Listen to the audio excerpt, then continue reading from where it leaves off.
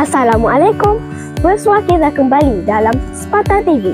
Saya Nur Iman Akila binti Hisham, pengacara Sepatah TV. Hari ini kita akan mengupas suatu topik yang semakin penting dalam dunia pendidikan. Bahan digital memperkasa pendidikan negara.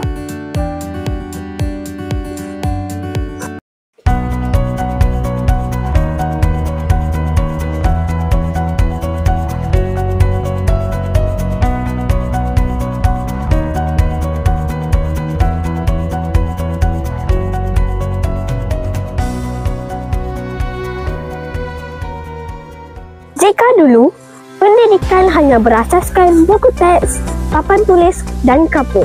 Namun kini, e-buku, modul digital, pembelajaran atas talian, AR, AI, VR dan gamifikasi telah menguasai dunia pendidikan.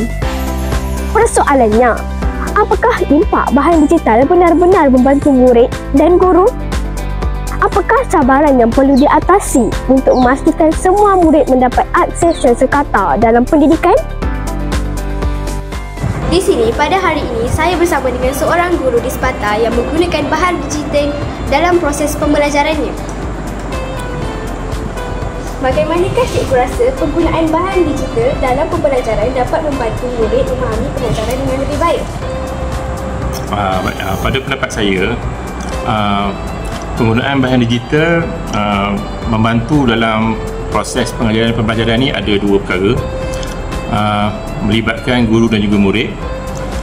Bagi guru, pertamanya mudah untuk mengakses ataupun mencari maklumat. Seterusnya dapat mempelbagaikan kaedah pengajaran dan pembelajaran bagi menarik minat murid. Bagi murid pula, murid akan biasanya lebih ceria, lebih gembira, lebih tertarik dengan kaedah-kaedah pengajaran digital ni, kerana murid dapat menonton video, mendengar lagu dan seterusnya. Objektif pelajaran akan lebih mudah tercapai. Bahan digital dalam pendidikan memberikan pelbagai impak kepada murid, baik dari segi pembelajaran, motivasi dan kemahiran masa hadapan. Dengan akses yang lebih luas, pembelajaran lebih mudah difahami dengan bantuan elemen video, animasi dan kuis. Terdapat pelbagai elemen permainan yang menjadikan pembelajaran lebih menarik. Kini, saya bersama dengan sekumpulan pelajar di Sepatah.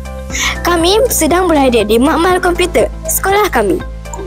Boleh saya tahu, adakah pembelajaran secara digital ini menarik dan seronok bagi anda? Ya, seronok. Kami semua teruja belajar menggunakan komputer.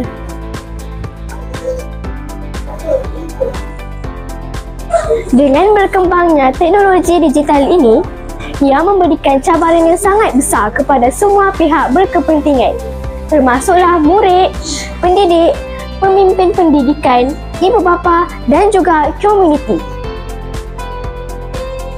Cabaran ini menjadi lebih kompleks apabila ia mengambil kira kekangan yang dihadapi oleh golongan rentan, penduduk di kawasan pedalaman serta infrastruktur yang masih belum lengkap sepenuhnya.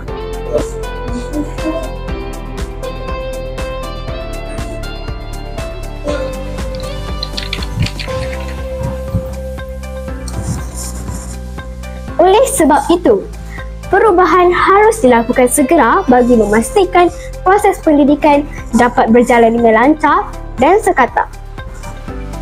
Kerjasama pihak berkepentingan amat diperlukan bagi mengoptimumkan manfaat pendidikan digital. Penggemblengan tenaga perlu dipertingkatkan untuk menyuburkan ekosistem pendidikan digital bagi melahirkan generasi fasih digital. Generasi fasih digital ini bukan sahaja generasi yang cekap menggunakan teknologi, tetapi bertanggungjawab, inovatif dan beretika untuk menghadapi cabaran di masa hadapan.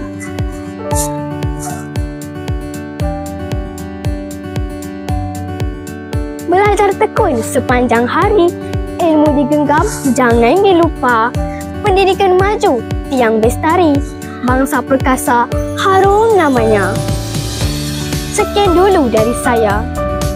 Sparta TV, telus, tepat, teguh.